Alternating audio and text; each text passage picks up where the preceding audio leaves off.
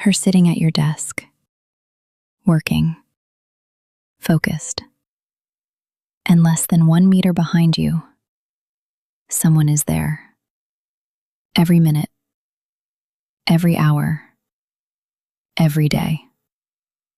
Not a stranger, someone you hired, someone you genuinely care about, and they want to talk about work, about life, about everything. From the outside, it probably looked like I was keeping an eye on my team, making sure no one slacked off. From the inside, I was the one struggling to breathe. Welcome to Introvert Island, where we don't try to become extroverts. We just figure out how to survive in a world that was built for them.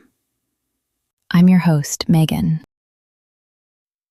Today we're talking about the office, specifically why it drains introverts in ways that have nothing to do with the actual work, and why sometimes the hardest part of being a leader is that nobody sees what it costs you to show up that way. The setup nobody talks about. I ran my own business for over 10 years, which sounds like a dream for an introvert, right? You set your own schedule, you control your environment, you answer to no one. Except, I had a team. And a small company means you're close to everyone. Physically close. Emotionally close. My desk was in an open office, and less than 1 meter behind me sat one of my employees, also my assistant, which meant that every conversation, every question, every casual comment about lunch happened at point-blank range. All day, every day. And she was, genuinely, a wonderful person. Warm, enthusiastic, loved to talk. Which, for her, was completely natural. For me, it meant there was almost no moment in an 8-hour workday where I could just disappear inside my own head, reset, breathe. From the outside, it probably looked like I was keeping tabs on her. The boss, always watching. But the truth is, my stress levels were probably higher than hers. The cost of caring. Here's the part that's harder to explain. I cared deeply about my team. Not just about their performance, about how they were actually doing, as people. So I made it a point to be the kind of leader who was always willing to listen. And they knew that. Which meant, almost every week, someone would come to me. To vent. To process. To unload something. Personal, professional, sometimes both. And I listened. Fully. Every time. Because that's who I wanted to be, as a leader. Once a month, I even created what I called a heart room. Not a physical space, a permission. A dedicated time for every single person on the team to say whatever was actually on their mind. No agenda, no performance, just what's really going on with you. It was my idea. I believed in it. I still do. But I won't pretend those weeks didn't cost me. The week of the heart rooms, by the time I finished the last one, I had nothing left.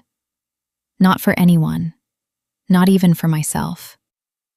And here's the thing about being an HSP leader. You don't just hear what your team tells you. You absorb it. Their stress becomes your stress. Their uncertainty, yours. Their emotions don't stay on their side of the table. And because I was the boss, I couldn't show that. I had to hold it. Steadily. Quietly. Until I got home. And finally, let it go. What I learned about leading as an introvert Here's what I eventually figured out. Caring deeply about your team and protecting your own energy are not opposites.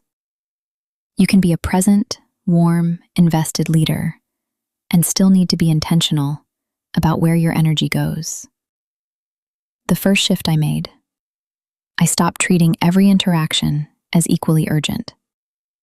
Not every question needed a full conversation. Not every venting session needed me to solve something. Sometimes, the most powerful thing I could offer was just to listen for 10 minutes and then say, "I hear you. Let's pick this up tomorrow." That's not coldness. That's sustainability. The second shift, I built in micro recovery moments, deliberately. Even in an open office, even with someone a meter away, I started protecting small windows, headphones on, a walk to get water, alone, 5 minutes outside between back-to-back conversations. Not escaping, just refilling. So I could come back and actually be there. And the heart room weeks? I started protecting the days after. No extra commitments, no big decisions, just quiet space to process everything I'd held.